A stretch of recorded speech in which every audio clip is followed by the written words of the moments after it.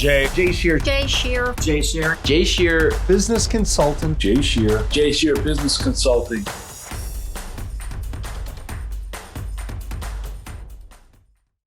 Welcome. I'm Jay Shear with Jay Shear Business Consulting. We build solid foundations for service-based businesses to grow and scale and achieve the results and success they deserve. And you've joined Business Minds Coffee Chat.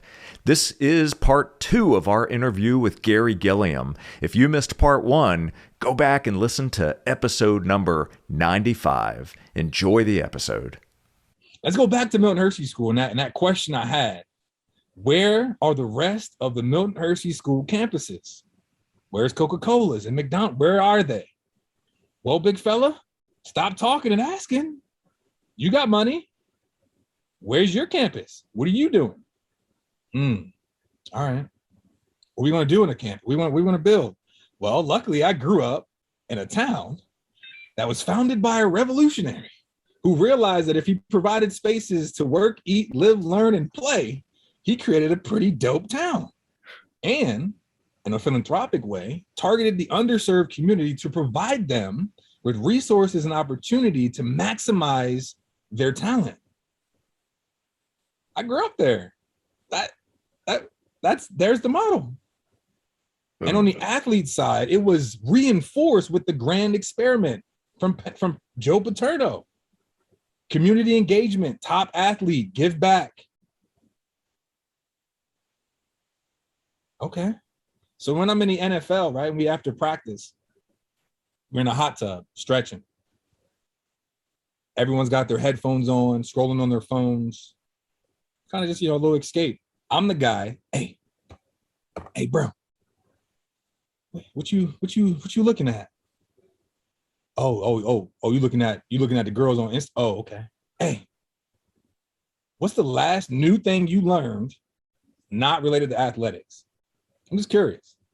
As you sit in this hot tub, with your headphones on, scroll on it. I get it. You want to turn off, but you're the same person that when I ask, hey, bro, you want to go back home and hold not a football camp, but a financial literacy seminar? And your response is, well, I have a financial advisor myself. I don't do my budgeting. I don't do my financial planning. I don't do my investments. But wait, bro, you do know that 88% of the people in our industry are bankrupt within 2 years of playing. A lot of them have financial advisors too.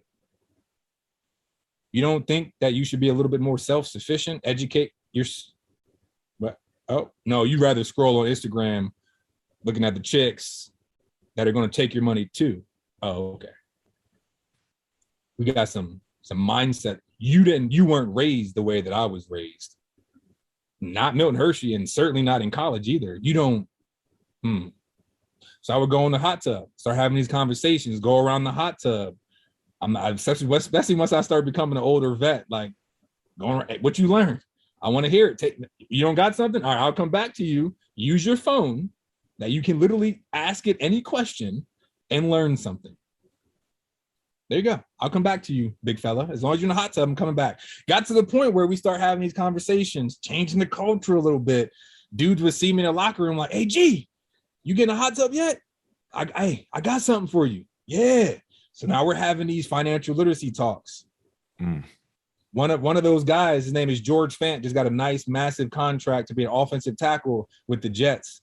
Just held the George Fant Dream Big Camp, a football camp, and a celebrity softball camp. You know what was tied with it? A financial literacy seminar. There you go. Oh, so we're willing. Okay. I just got to show you that your platform can be used in another way. It's not about shut up and dribble and I can only teach and play and talk about football. Let me prepare you and load your gun with some other things, right? Let's use this platform for good, for great, for change, for lasting change in our communities. So that's what the bridge is. So let's bring it all together. All the life stories, Penn State, Joe Paterno, the different mindsets of an athlete, getting into the NFL, finally making some money, and then retiring. There's no transition because this is what, as you know, my life has been. Our lives have been. So what is the bridge? What are we doing? Why are we doing it? Here we go. The Bridge Eco Village is a for-purpose real estate development company that acquires schools, malls, warehouses, land, and converts them into mixed-use developments.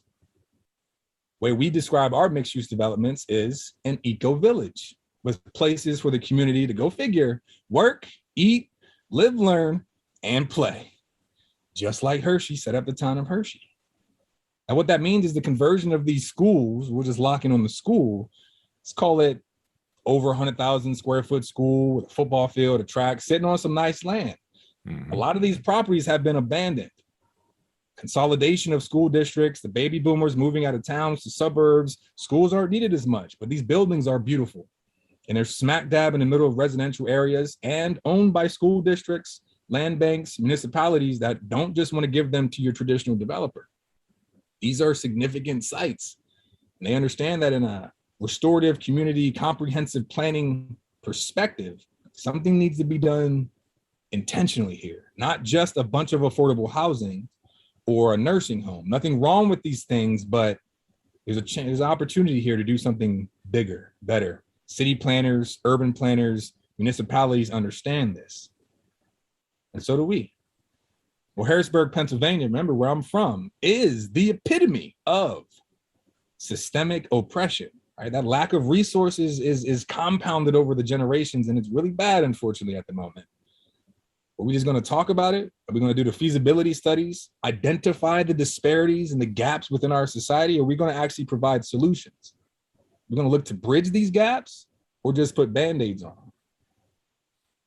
So each branch of the bridge, work, eat, live, learn, play, actually identifies different points of pain in society.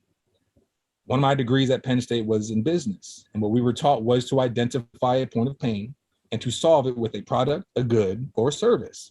And you'll probably be a rich person. Cool, well, I made a lot of money in football, but I didn't mean I didn't think in that way, draft up business plans and actually have things on the ready. Remember, there was never a transition. These business plans were written from the points of pain I identified while at school and in the NFL. Things like the invisible crisis, as they call it here in Seattle, the uptick in homelessness and drug use, that's what they call the invisible crisis. Interesting thing about how you solve homelessness is to build homes. Not necessarily low-income homes, right? But working class, middle class homes.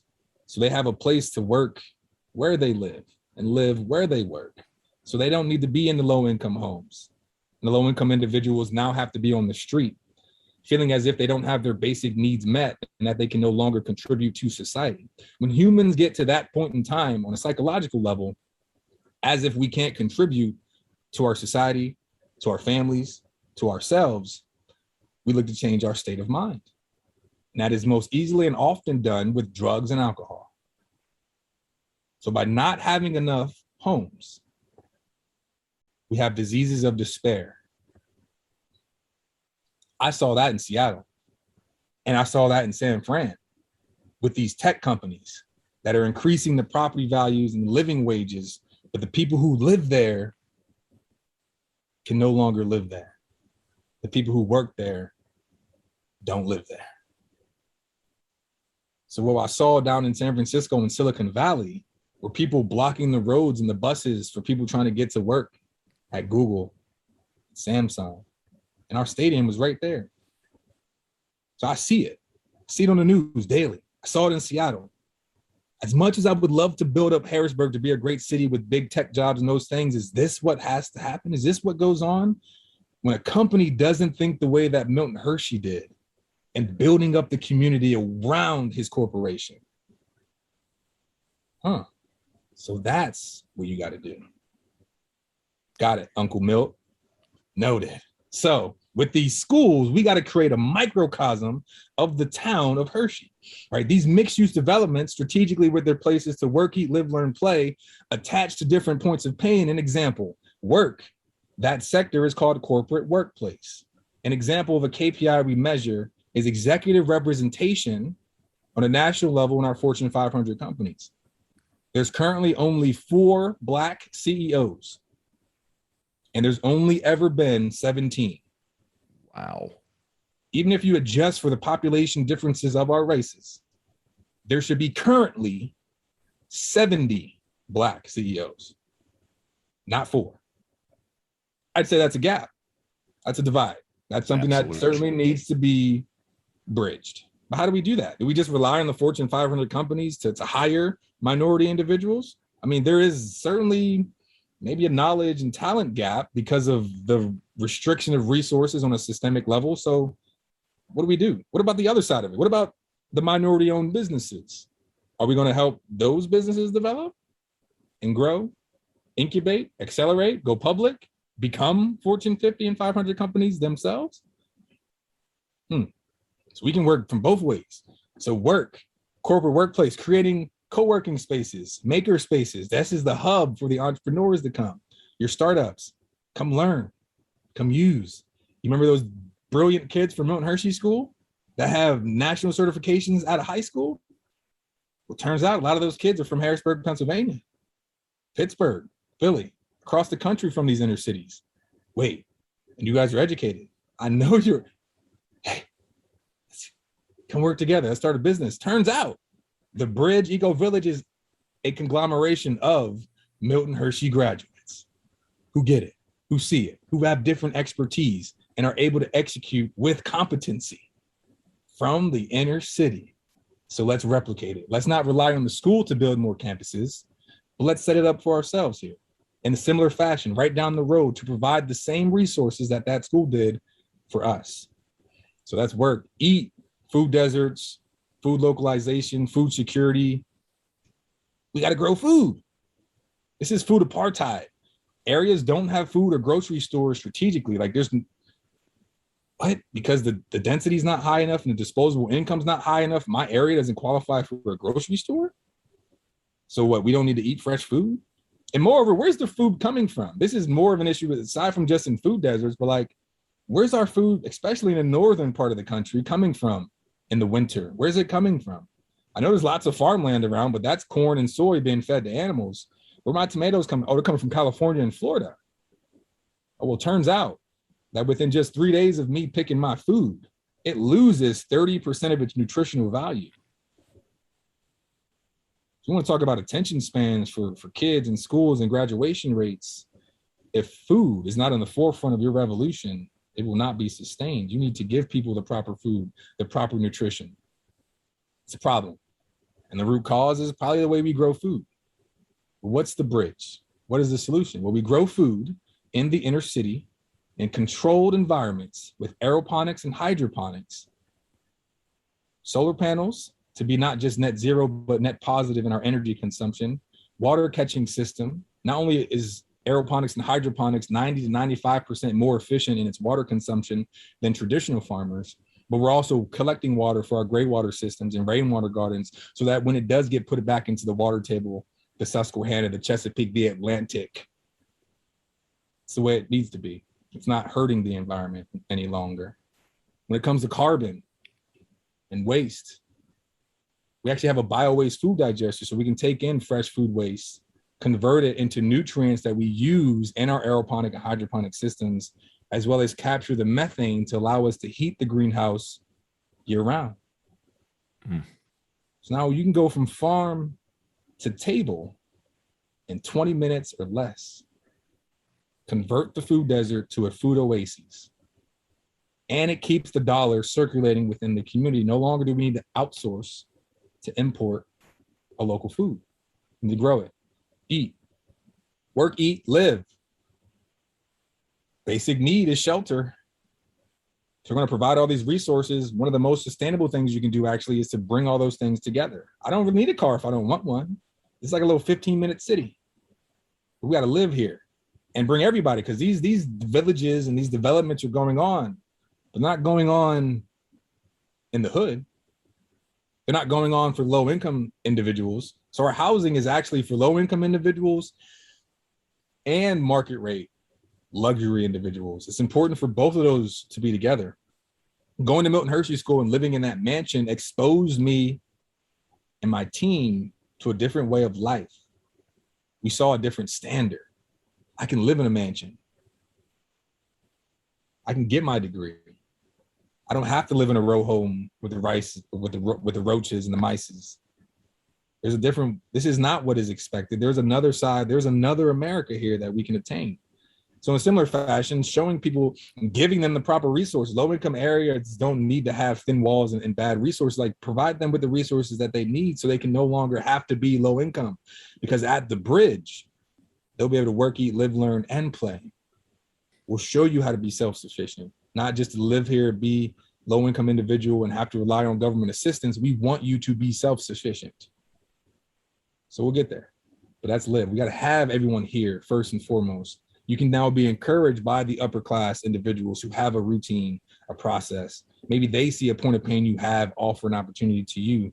It creates synergy. Humans are social beings and we are meant to be together, contrary to the current state of the world. That's live. Learn. I'll come back to learn. Play. The point of pain there is mental health, incarceration rates. These areas are traumatic that we target. Parents being killed, selling drugs, selling themselves, family members dying in arms daily. Traumatic areas. So instead of complaining about the kids that are driving dirt bikes and the ATVs and selling drugs and shooting guns, they don't have much else to do. Let's provide them with an outlet. They need to release this in a productive way. So a sports complex, virtual reality areas, go-karts, rock climbing walls, trampolines, batting cages. Because when you leave Harrisburg, Pennsylvania specifically, and we've done the research for a lot of other inner cities that we've targeted, you can leave those areas about 15, 20, 30 minutes maybe, and you'll find an adventure sports or a sports emporium, right, where you can do all these things. But right there where the incarceration rates are the highest and the mental health issues are the worst, there are no outlets. So if we got a massive school that has a gym and a track, it might be an opportunity to provide some entertainment options for our local community. So that's the play branch. Learn. Learn is where we bring it home. It's not just enough to build these spaces, right? As a developing company, as a developer, to acquire these properties for low rates, low prices, and then to convert them, right? There's nothing revolutionary about it. And there's been mixed use developments going on, right? But if they're not targeting the proper people and then providing the proper programming to teach those individuals how to use the spaces,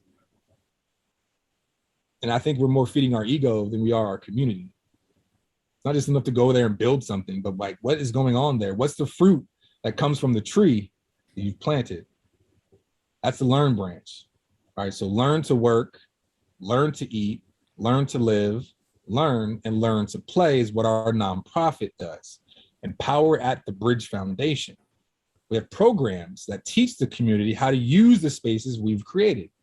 So the co-working spaces, not just enough to create that space and a maker space for people to create things, but through partnerships with Harrisburg University and Penn State Harrisburg, with the Center for Innovation, Entrepreneurship, and the Small Business Development Center, we provide the incubation and acceleration programs for those startups and entrepreneurs to bridge that gap.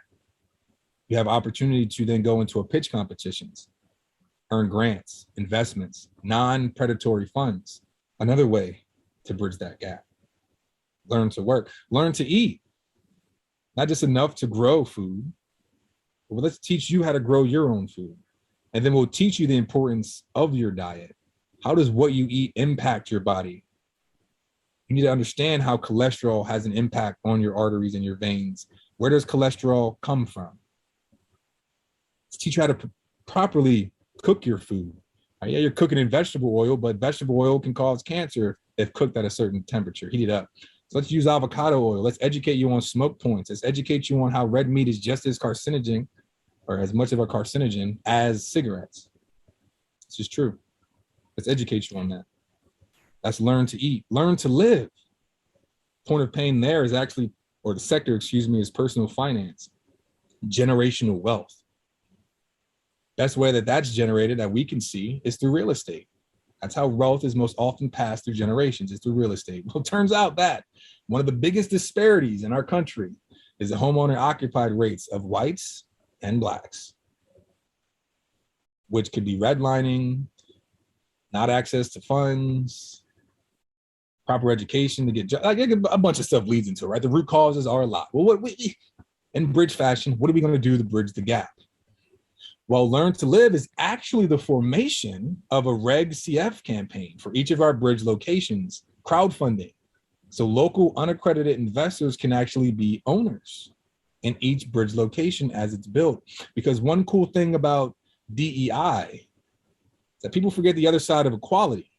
That the only way you get to equality is with equity, ownership. Powerful. That's the Learn to Live connection. Not just enough for the home buyer seminars that teach you how to acquire real estate, but we're going to allow you to be a partner, learn how to do development so we can build our cities up together.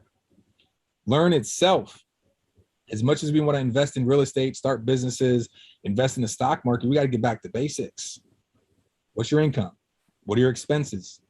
Are there any non-negotiable line items or non-line items we can get out? Can we start to save $50 a month, $100 a month? While you're saving up money, can we teach you how to invest in the stock market properly? Maybe you're not meant to be an entrepreneur or CEO. That's fine. There are people out there that do. Trust in their ability to run their companies and make money there as well. Let's teach you how to read the stock charts, the 200 moving average, the Bollinger Bands. Let's teach you how to invest based off of fundamentals and not gambling. You can do it. I can teach a 12-year-old how to read a chart, remove emotions, go based off of fundamentals. And now that little $3,000 that you've acquired can turn to $50,000 in a few years. And now you can go acquire real estate using an FHA loan as a first-time home buyer. Get multiple doors, 3 doors, 4 doors, use those rents to cover your mortgage. After a year, you move that into an LLC. You're a first-time home buyer again. You don't own that property. Do it again. You still own it. Cash flow, generational wealth, right? Essentially what the Learn branch is doing, as Brad Lee says, is getting the information from the people who have it and getting it to the people who need it. Hear, hear. Learn branch. And Learn to Play, the correlation between mental health and physical health, right? As we traumatic areas, we got to normalize therapy. Bro, hard life. Let's talk about it. Let's show you how to get through this. Let's show you that you're not the only one who has been through this. And let's teach you then how to talk to other people about it as well. We got to normalize therapy and show you that using these healthy outlets is extremely beneficial to your mental health, your physical health, and your ability to take care of your family. So as our development company acquires these properties, this land, converting them into the eco villages, right? The physical spaces, our nonprofit right in line is partnering with local universities, corporations, entities to establish the programming that goes on within these spaces, creating a system. Our worthy adversary, the opponent, the competitor, if you will, of the Bridge Eco Village is not another company. It's actually a system. And that's systemic oppression. There's a churning system in the background of America and actually the globe, where the bottom 99% is they're not self-sufficient, unfortunately. That's not sustainable. Right? If we're going to preach about sustainability, that means longevity, justice, equality, diversity, inclusion leads to innovation. So what we've done is to create a system that combats the system of oppression, but doesn't just combat it, but strategically year after year dismantles it. And the only way that you can do that with a system is with another system. So as you identified earlier in the introduction, that is what we're doing. The Bridge Eco Village is systemic empowerment that is teaching the local community to be self-sufficient in the ways that they work, eat, live, learn, and play. That's the bridge. Wow. You know, I've done some research on the bridge. I've done my own due diligence because I wanted to understand it. I wanted to dig as deeply as I could. And even with the research that I've done, the videos that I've watched, hearing you talk about it on other platforms, hearing it directly through your voice, one-on-one right here in one to many for those that are watching and listening, it's a whole nother, it's taken it to a whole nother level for me. And for all of you that are listening right now or that are watching this and listening to these two voices, if you're not inspired by this to take action, if you're not inspired to make change, if you're not inspired to do things differently and realize that there is nothing that you can't do when you are motivated enough, when you have a strong enough purpose, when you surround yourself with others who also are purpose driven and are doers and want to take action. If you're not inspired by that, go back and re-listen to this. Go back and re-listen to this part of the conversation. Take the time to learn more about what the bridge is doing. And when you start to see all the dots connect on everything, Garry, that you have experienced and how that has given you the framework and the seeds of greatness that have developed.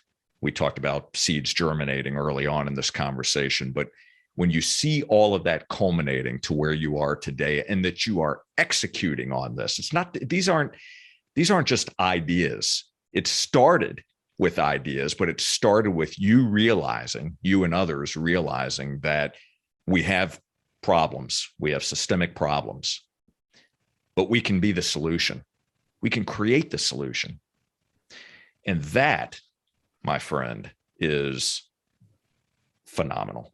It truly is phenomenal. And I'm so glad that we've had the opportunity to have this conversation to not only talk about this, but pull back the curtain a bit and really share all of the different components. And when you and I had talked about this before, you had brought up Maslow's hierarchy of needs and how this aligns with that hierarchy of needs and really tackles so many societal issues, but very strategic in the approach. It's just, it's incredible. It truly is. And I'm blessed to have you here sharing this with us. So I truly do appreciate you taking the time to go over this with us and share your story. Yeah, no, thank you. Thank you. And as I stated, nothing of myself is original to some of everyone I've ever met, everything I've ever read, listened to, heard, right? So in my case, it was lived experience. This made sense. Like, this is the town, the school that luckily I was born 15 minutes away from in Harrisburg. It's Uncle Milt, I appreciate you, because if it wasn't for that school, I don't think that I'd be alive today, in all honesty. Certainly wouldn't be where I'm at and doing what I'm doing. To have lived through such an environment is what has inspired me to try and replicate it, and then all the other things that happened in life along the way to get to that point. Remember that conversation with Mrs. Ainsworth? Yes. I think that this is part of that, Clearly. And it's significant. I don't believe in coincidence. So I just continue to put my head down and grind it out and work. And that's what I was taught by my football coaches. When you pick your head up and you turn around, hopefully you've done some amazing things, so. And you certainly are.